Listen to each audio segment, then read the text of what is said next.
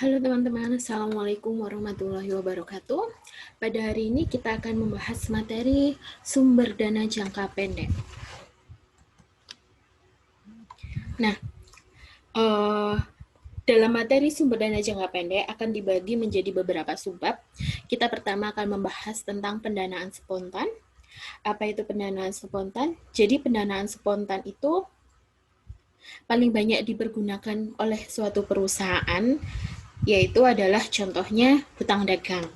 Ada hutang dagang, ada accrual. Jadi kita akan membahas dua bentuk pendanaan spontan ini.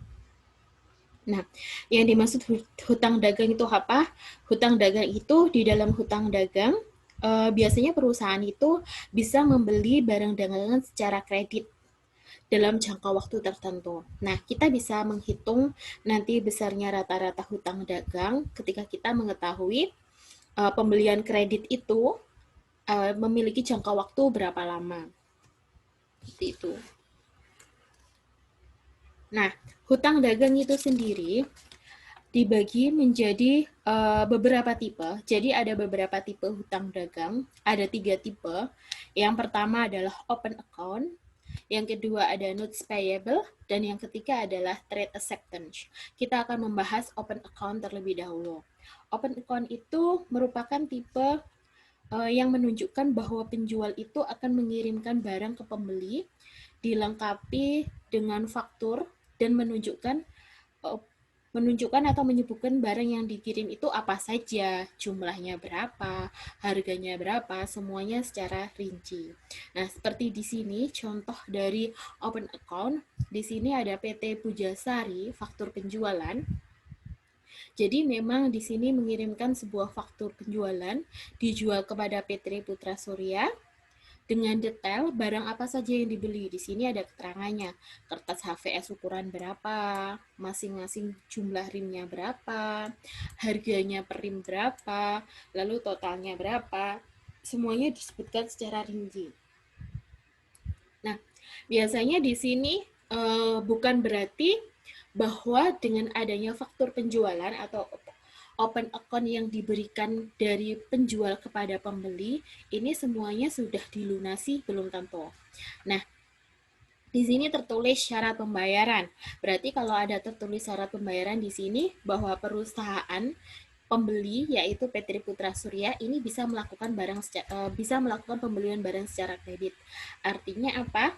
Artinya perusahaan pembeli yaitu PT Putra Surya ini dia bisa dikatakan memiliki hutang dagang. Tuh, jadi dia sudah menerima semua barang yang diinginkan, tapi dia belum melakukan pembayaran.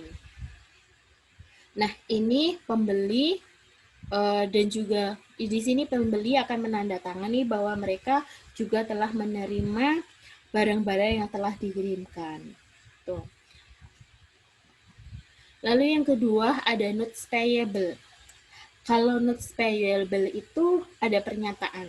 Bedanya apa sama open account? Kalau open account di sini kan tidak ada pernyataan. Akan dibayarkan kapan, dilunasi kapan, itu tidak ada pernyataan dari si pembeli. Tapi penjual itu memberikan syarat. Artinya kita sebagai pembeli kayak simpelnya tuh terserah mau dibayar cash, apa mau dicicil sebulan lagi, kan terserah kita. Cuma kita diberikan pilihan akan dapat diskon sebesar 2% dan sebagainya kayak gitu dengan syarat pembayarannya ini. Tapi berbeda dengan notes payable. Nah, notes payable ini biasanya akan dikeluarkan oleh perusahaan pembeli ketika dia tidak bisa memenuhi persyaratan yang diberikan oleh penjual. Jadi misalkan sudah terlampau ini kan 30 hari, 30 ya, N30 ya, sudah lebih dari sebulan si pembeli belum bisa melunasi jumlah pembelian 19 juta rupiah, maka si pembeli itu bisa mengeluarkan notes payable. Jadi pembeli itu membuat surat pernyataan berhutang secara resmi kepada penjual, disertai kapan dia bisa melunasi pinjamannya, bisa melunasi hutang dagangnya itu. Nah, contohnya di sini, 60 hari sebesar 10 juta rupiah ya. 60 hari sesudah tanggal tersebut di atas yang bertanda tangan di bawah ini, nama Sujatmoko, Direktur PT Alam Pertiwi sekian, sanggup membayar kepada PT Badara Cina yang beralamat di bla bla bla kepada orang atau bank yang ditunjuknya uang sejumlah 10 juta rupiah. Jadi memang harus dia bersifat membuat pernyataan seperti itu. Jadi ini dikeluarkan ketika pembeli tidak bisa melunasi open account-nya tadi. Tuh. Nah, yang ketiga ada trade acceptance. Trade acceptance ini adalah pilihan terakhir, pilihan ketiga ya, di mana pembeli mengeluarkan draft dan melibatkan bank. Artinya apa? Dia tidak bisa melunasi dari hutang dagang open account, tidak bisa memenuhi janji dari notes payable, maka dia bisa menerbitkan trade acceptance. Trade acceptance ini di mana penjual menarik draft kepada pembeli yang menyatakan kapan draft tersebut akan dibayar. Jadi draft ini kemudian dijamin oleh bank. Jadi di sini akan melibatkan pihak bank yang akan membayar draft tersebut. Simpelnya itu jatuhnya adalah apa ya? Jadi baru nanti penjual itu akan mengirim barang tersebut. Itu yang trade acceptance. Jadi tidak hanya antara penjual sama pembeli, tapi akan melibatkan bank. Biasanya kalau melibatkan bank itu berarti nanti urusannya adalah kita sebagai pembeli itu nanti berurusannya sudah tidak kepada penjual lagi, tapi kepada bank lagi. Karena bank ini sebagai pihak ketiga itu menjamin dan membayar sejumlah pembelian kita. Itu. Oke, yang selanjutnya pendanaan tidak spontan. Tadi kita sudah membahas tentang pendanaan spontan, maka selanjutnya pendanaan tidak spontan, di mana pendanaan ini pendanaan yang memerlukan negosiasi. Nah, sumber pendanaan ini dapat berasal dari money market kredit atau short term loans, jadi pinjaman jangka pendek. Tuh. Nah, dalam pendanaan tidak spontan kita akan membahas beberapa asalnya. Bisa berasal dari money market credit, pendanaan dengan piutang, dan pendanaan dengan persediaan. Untuk money market credit, nah di dalam money market credit itu nanti di dalamnya terdapat yang namanya commercial paper. Commercial paper itu ada apa? Commercial paper itu merupakan surat berharga atau sekuritas jangka pendek yang diterbitkan oleh perusahaan. Nah, umumnya yang menerbitkan itu adalah perusahaan-perusahaan besar. Biasanya commercial paper itu bunga yang diberikan adalah bunga di atas suku bunga tabungan, tapi juga di bawah suku bunga kredit. Dan umumnya jangka waktu maksimal itu adalah 270 hari. Itu. Nah, commercial paper itu contohnya seperti ini teman-teman. Nanti akan ada contohnya ya. Contoh commercial paper salah satunya adalah obligasi. Nanti seperti apa. Nah, proses penjualannya bisa melalui dealer market, direct placement, bank supported, atau banker acceptance. Tuh. Di mana peran bank itu dia bisa sebagai investor, jadi bisa saja itu bank itu memang yang membeli commercial paper itu sendiri, atau bisa sebagai arranger, agen pembayar, agen penerbit bisa, atau penjual. Jadi bisa sebagai pembeli atau bisa sebagai penjual atau penerbit commercial paper. Nah, saya akan berikan contoh commercial paper yang sangat umum. Ada yang namanya obligasi. Obligasi itu apa sih? Jadi obligasi itu salah satu bentuk commercial paper, di mana commercial paper itu diterbitkan ketika suatu perusahaan itu membutuhkan dana. Contoh simpelnya dalam kehidupan kita itu kayak gini, Ram. Teman-teman. Misalkan kalian punya usaha ya. Kalian punya usaha. Nah, kalian punya usaha butuh investor. Kalau kita punya usaha butuh investor, itu pilihannya kan macam-macam. Kamu mau hutang ke bank atau memang uh, mau cari investor, maksudnya usaha butuh modal, pilihannya dua, hutang bank atau mau cari investor. Nah, kalau hutang bank itu uh, otomatis besarnya bunga itu ditentukan oleh bank. Kalau investor, kita bisa menawarkan. Nah, seperti itu. Kita bisa menawarkan. Nah, yang dimaksud dengan obligasi atau biasa disebut bonds atau secara umumnya adalah commercial paper. Misalkan gudang garam nih, atau mungkin bank BCA. Jadi commercial paper atau salah satu contohnya obligasi itu bisa diterbitkan oleh perusahaan-perusahaan yang memang dia sudah besar, yang memenuhi kriteria tertentu. Jadi nggak bisa sembarangan perusahaan itu menerbitkan obligasi. Nah, obligasi itu misalkan gudang garam, dia itu lagi butuh modal. Dia butuh modal, maka dia menerbitkan commercial paper. Di mana commercial paper itu dia menawarkan, dia misalkan di sini butuh $5,000. Ya, $5,000. Jadi dia butuh $5,000.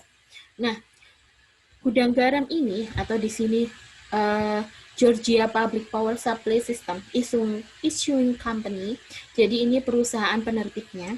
Nih, issuing company, perusahaan penerbit di sini, dia lagi simpelnya tuh gini loh. Commercial paper tuh perusahaan ini tuh cari pinjaman. Dia butuh uang $5,000. Siapa yang mau memberikan dana $5,000?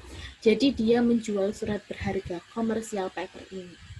Dijual kepada bisa dia menawarkan secara personal pada perusahaan lain atau memang melalui pasar. Jadi siapa yang mau silakan gitu. Nah, di sini dia menawarkan nilai $5,000. Dan di situ di commercial paper itu juga ada rate-nya, interest rate-nya di sini. 6.5%. Jadi di sini komersial interest rate-nya adalah 6,5%. Artinya apa? Georgia Public Power Supply System ini dia menawarkan harga obligasinya ini sebesar $5,000 dengan memberikan bunga 6,5%. Jadi siapapun yang membeli commercial paper ini, yang membeli obligasi ini dengan nilai $5,000 akan mendapatkan bunga 6,5%. Jadi Georgia Public Power Supply System akan membayar bunga 6,5%. Ini biasanya per tahun. Nah, simpelnya obligasi itu kalau bahasa kita itu ya, kita tuh cari utangan. Simpelnya tuh kayak gitu.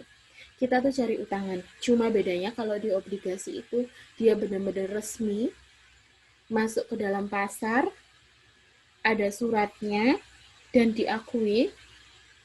Tapi kalau kita kan pasti datang ke temen, aku butuh uang sekian, kayak gitu kan. Nah, kalau di obligasi itu perusahaan menawarkan dia akan memberikan bunga berapa bagi yang membeli komersial papernya, atau simpelnya bagi yang memberikan pinjaman kepada dia. Jadi jaminannya adalah di sini yang akan dipegang oleh si pemberi pinjaman adalah ya suratnya ini merupakan surat berharga. Itu. Tuh, itu contoh commercial paper. Jadi nanti kalau misalkan saya membeli obligasi ini, commercial paper ini, maka saya akan memberikan uang $5,000 kepada Georgia Public dan saya akan mendapatkan bunga sebesar 6,5%. Nah, bunganya itu biasanya dia di atas bunga bank, bunga tabungan, tapi masih di bawah bunga kredit. Jadi artinya dari pihak penerbit surat ini dia masih juga diuntungkan karena di bawah bunga kredit, saya juga diuntungkan karena di atas bunga tabungan. Rate-nya berarti biasanya di tengah-tengah. Itu. Contoh lain lagi seperti ini, commercial paper. Masing-masing beda-beda ya, tergantung perusahaan penerbitnya.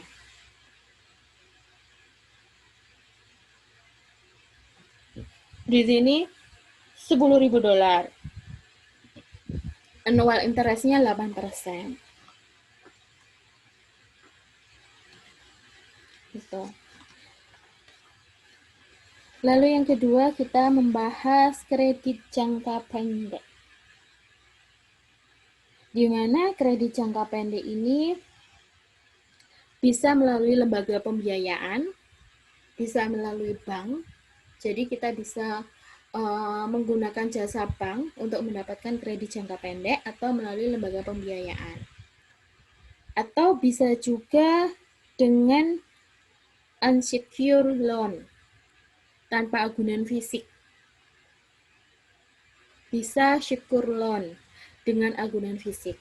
Nah, beberapa hal yang perlu kita pelajari, kita pahami di dalam kredit jangka pendek itu, yang pertama ada yang namanya line of credit.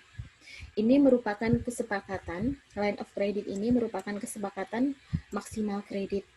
Jadi kesepakatan ini antara bank dan debitur yang menyatakan jumlah maksimal kredit yang bisa dinikmati atau yang bisa dipinjam oleh debitur pada suatu waktu. Jadi kita bisa menawarkan. Nah, biasanya kredit line ini dinyatakan dalam waktu 1 tahun dan dapat diperpanjang 1 tahun lagi. Biasanya jadi membuat line of credit itu memang kesepakatannya adalah 1 tahun. Seperti itu. Lalu yang kedua ada revolving credit agreement. Itu merupakan kesepakatan untuk penambahan jangka waktu kredit ketika jumlah belum melampaui line of credit. Ada tambahan komitmen fee dan bunga. Jadi di sini perjanjian atau komitmen yang legal diberikan oleh bank untuk menambah jumlah kredit sampai dengan jumlah tertentu. Seperti itu. Lalu kredit berdasarkan transaksi. Kredit untuk satu tujuan aja. Nah, kalau line of credit sama revolving credit agreement itu kan bisa beberapa tujuan. Tapi berbeda dengan kredit berdasarkan transaksi, itu biasanya memang satu tujuan dan dia jangka pendek. Contohnya seperti ini. Misalkan perusahaan kontraktor ya. Perusahaan kontraktor itu kan sistemnya seperti ini, teman-teman. Misal saya mau bangun rumah nih. Saya menggunakan jasa kontraktor. Aku tahu saya mau bangun gudang gitu ya, gedung, hotel. Saya pakai jasa kontraktor. Biasanya di tahap akhir itu saya akan membayar lunas kalau pekerjaan sudah selesai. Jadi misalkan sudah finish nih 90% gitu ya. Pembangunannya sudah finish 90%. Nah, mau jalan finishingnya kurang 10%. Nah, biasanya pelunasan itu 10%-nya itu saya bayarkan lunas ketika benar-benar sudah selesai. Jadi kayak simpelnya tuh kontraktor kayak masih nambeli gitu loh. Nah, biasanya seperti ini kontraktor bisa menggunakan kredit berdasarkan transaksi karena satu tujuan aja. Karena apa? Dia membutuhkan sejumlah dana untuk menyelesaikan tahap pekerjaan tertentu. Jadi mungkin dia lagi nggak ada duit, dia butuh dana untuk menyelesaikan 10% sisanya itu. Jadi dia mencari kredit berdasarkan jadi dia mencari kredit berdasarkan transaksi, dan itu kan pasti jangka waktunya kan pendek sampai si pengguna jasa kontraktor itu membayar sisa atau pelunasannya itu. Lalu yang keempat ada tingkat bunga kredit, di mana tingkat bunga kredit ini bunga yang memang harus dibayarkan berdasarkan pertimbangan dari kelayakan kredit, kondisi debitur, dan juga kondisi pasar. Nah, biasanya penentuan tingkat bunga untuk unsecured loans ini itu tuh lebih ditentukan dari negosiasi kedua belah pihak.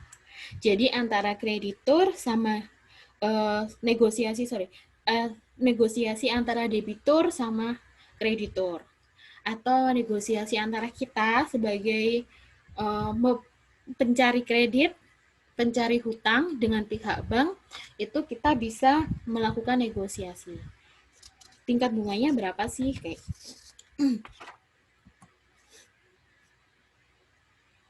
Oke, selanjutnya tadi kita sudah membahas tentang money market credit.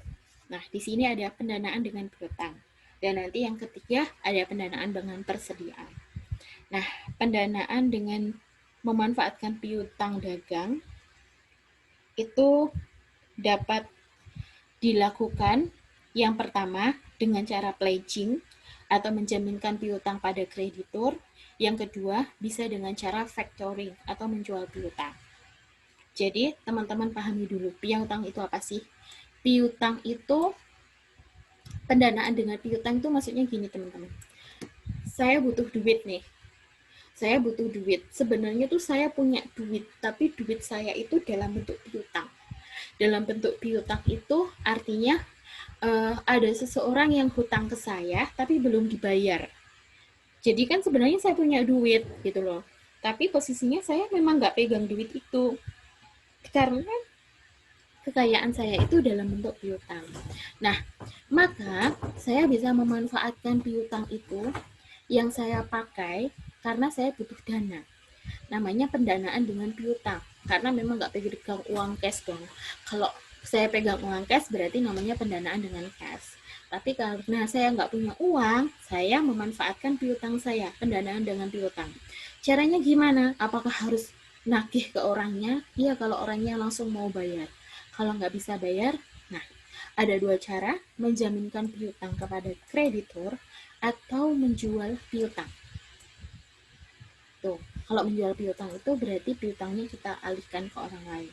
Nah, yang pertama kita bahas pledging dulu, menjaminkan piutang pada kreditur. Nah, untuk pledging ini, maka piutang dipergunakan sebagai agunan untuk memperoleh kredit jangka pendek. Jadi itu uh, kita pinjem, kita udah minjemin orang, kita butuh duit, akhirnya kita pinjem orang atau perusahaan lain lagi. Agunannya apa? Jaminannya apa? Jaminannya adalah piutang kita. Suatu piutang itu kan pasti ada perjanjian, ada agreement-nya ya. Jadi agreement-nya itu bisa kita pakai sebagai jaminan. Jadi piutang kita itu jatuhnya sebagai jaminan. Berarti nanti kalau kita nggak bisa bayar hutang yang kita ajukan, maka ya piutang kita itu menjadi jaminan. Otomatis ketika klien kita membayar, ya membayarnya bukan ke kita, membayarnya kepada pihak ketiga yang kita hutang lagi itu. Gitu. Nah, biasanya kalau seseorang membutuhkan menjaminkan piutang, itu biasanya pasti jangkanya jangka pendek biasanya. Nah, umumnya kalau ada jaminan piutang seperti ini, pasti ada processing fee. Otomatis kan uh, apa ya? Misal saya hutang ada perusahaan A, B, C nih. A hutang ke B, B hutang ke C, gini ya. Nah, saya posisinya sebagai B nih. Otomatis B saya kalau menjaminkan piutang saya, itu C akan menganalisis dulu piutangnya ini layak nggak sih? A ini bakal bayar nggak sih? Kok piutangnya ini saya jaminkan? Nah, itu akan ada processing fee. Karena apa? C ini pasti mengeluarkan usaha untuk menganalisis piutangnya, untuk mereviewnya, kayak gitu. Nah, besarnya itu sekitar 1% dari piutang yang dijaminkan. Tergantung nilainya juga sih. Seperti itu. Lalu yang kedua ada factoring, menjual piutang. Jadi ya udah, piutangnya benar-benar dijual. Bisa pada perusahaan ataupun bank, bisa maturity factoring, menjual semua piutang dengan cara misal piutangnya 30 miliar. Saya bisa jual semuanya, bisa menjual beberapa piutang. Nah, tentu kalau saya menjual piutang, otomatis akan ada biaya kredit fee factoring per periode piutang. Tuh. Nah, selanjutnya pendanaan dengan memanfaatkan persediaan. Persediaan, kalau teman-teman masih ingat, persediaan itu salah satu aset yang merupakan sumber kedua yang bisa dimanfaatkan untuk memperoleh kredit jangka pendek. Tuh. Jadi kalau di aset di neraca itu kan ada kas, ada piutang, ada persediaan ya. Oke. Setelah kas yang pertama ada piutang, yang kedua ada persediaan. Nah, Di dalam menggunakan persediaan untuk memperoleh pendanaan itu, jadi persediaan untuk memperoleh pendanaan, persediaan itu dipakai sebagai agunan. Jadi persediaan kita pakai sebagai jaminan guna memperoleh secure loans. Jadi supaya kita bisa dapat pinjaman.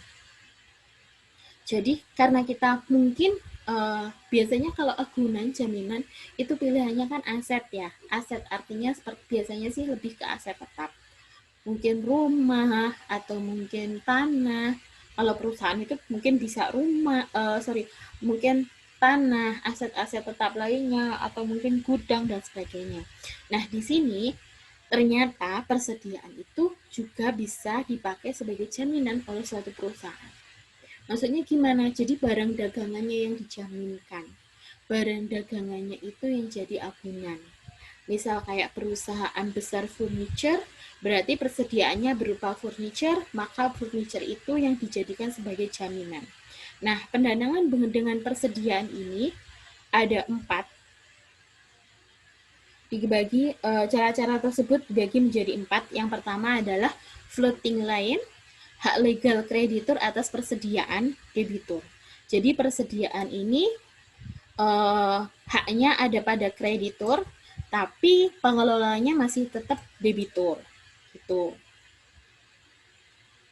Lalu yang kedua, chattel mortgage agreement, kreditur mengidentifikasi persediaan yang menjadi haknya. Jadi si pemberi pinjaman, kreditur itu kan pemberi pinjaman ya, itu mengidentifikasi persediaan yang menjadi haknya. Persediaan yang ada biasanya dengan menggunakan nomor identifikasi hanya dapat dijual atas persetujuan kreditur. Gitu. Jadi kita kalau mau jual-jual persediaan yang kita jaminkan itu harus pakai persetujuannya kreditur. Sedangkan kalau floating ini itu tanpa ada nggak harus pakai persetujuan. Jadi kalau misalkan laku ya dijual aja. Yang penting nanti kita bisa bayar. Itu yang floating. Kalau chattel itu harus pakai persetujuan. Sedangkan field warehouse financing agreement itu pemisahan persediaan yang diagunkan. Jadi dikelola pihak ketiga, tapi tetap di gudang debitur. Contohnya seperti ini. Saya perusahaan mebel, perusahaan furniture. Jadi persediaan yang saya jaminkan sama persediaan yang memang saya jual nggak saya jaminkan itu dipisah. Berbeda dengan nomor 1 dan nomor 2. Nggak ada ketentuan untuk dipisah. Tapi poin nomor 3 itu dipisah. Tapi masih saya yang simpan. Meskipun saya jaminkan, saya yang simpan di gudang saya. Gitu. Nanti akan ada biaya pengelolaan. Terminal warehouse agreement. Ini pemisahan persediaan yang diagunkan dikelola oleh pihak ketiga ditaruh di gudang publik. Jadi sudah bukan di gudang saya lagi, tapi di gudang publik.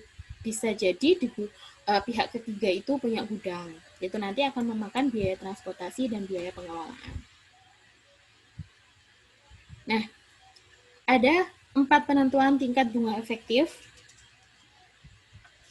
Yang pertama ada collect basis, di mana pembebanan pada akhir periode, jadi bunganya itu dibebankan di akhir periode. Yang kedua ada diskon basis. Nah, kalau diskon basis ini pokok pinjamannya dipotong bunga, pembebanannya di awal periode. Biasanya kalau diskon basis itu simpelnya kayak gini teman-teman. Saya pinjam uang 10 juta rupiah. Karena ini, pokok pinjaman dipotong bunga. Jadi saya pinjam uang 10 juta rupiah. Saya nggak akan terima 10 juta rupiah. Tapi saya terimanya, misalkan 10 juta rupiah itu bunganya 500 ribu ya.